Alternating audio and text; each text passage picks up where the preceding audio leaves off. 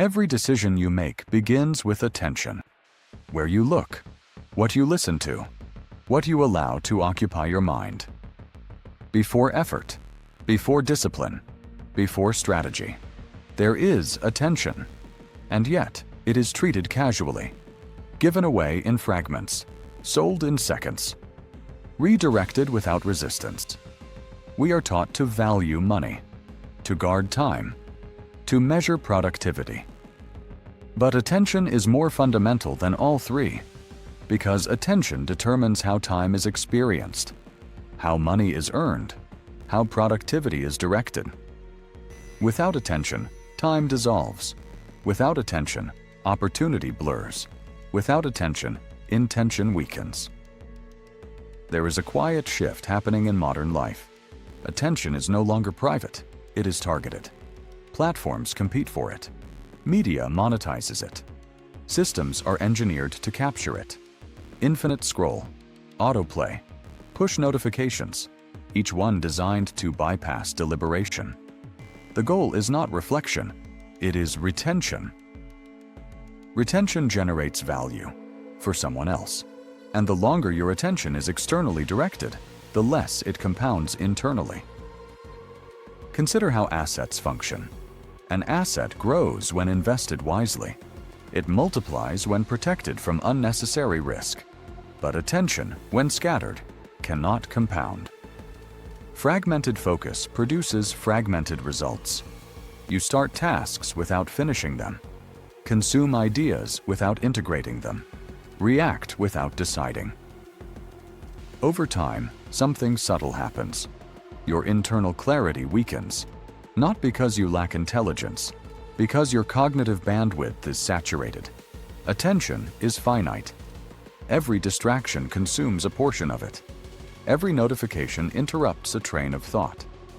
Every interruption carries a hidden cost. You do not return to tasks at full depth. You resume at partial strength. Repeated often enough, this becomes baseline. Shallow engagement feels normal. Deep immersion feels exhausting. This is not coincidence, it is conditioning. When exposure is constant, reflection becomes rare. And reflection is where discernment forms. Discernment determines direction. Direction shapes life. If your attention is constantly redirected, your trajectory becomes reactive, not deliberate. This is why attention is your most valuable asset. It governs perception. It influences emotion. It shapes identity. What you repeatedly focus on becomes what you believe matters. If outrage dominates your exposure, your worldview tilts toward conflict. If comparison dominates your exposure, your standards shift toward dissatisfaction. If distraction dominates your exposure, your goals remain abstract. High performers understand this principle intuitively. They guard their attention as they would capital. Selective information sources. Defined communication windows. Protected deep work blocks. Not as a trend, as a safeguard. Because once attention is diluted, output follows. The question is not whether the world will attempt to capture your focus. It will. The question is whether you filter deliberately. Who has access to your mind? Which inputs shape your mood? Which environments strengthen clarity? And which quietly erode it? Observe your daily patterns. How often do you check devices without purpose? How frequently do you interrupt yourself?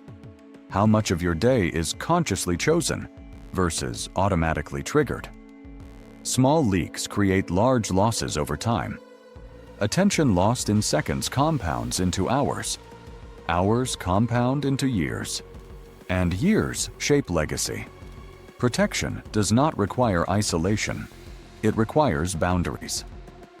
Disable non-essential alerts. Schedule defined times for consumption. Create environments where depth is possible. Reduce exposure to noise. Increase exposure to intention. Because attention invested intentionally builds skill, strengthens thought, sharpens judgment. The world rewards those who can concentrate while others fragment.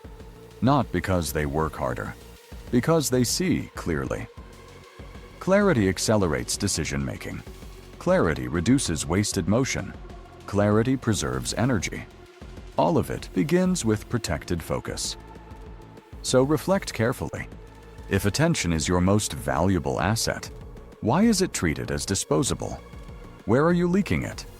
Who benefits from your distraction? And what could change if you redirected even a portion of it toward what truly matters? Protecting attention is not defensive. It is strategic. It determines whether you react to noise or build with intention.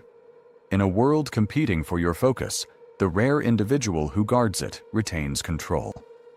Consider what deserves your awareness. Then choose deliberately. And share what shifts when your attention is no longer scattered, but invested.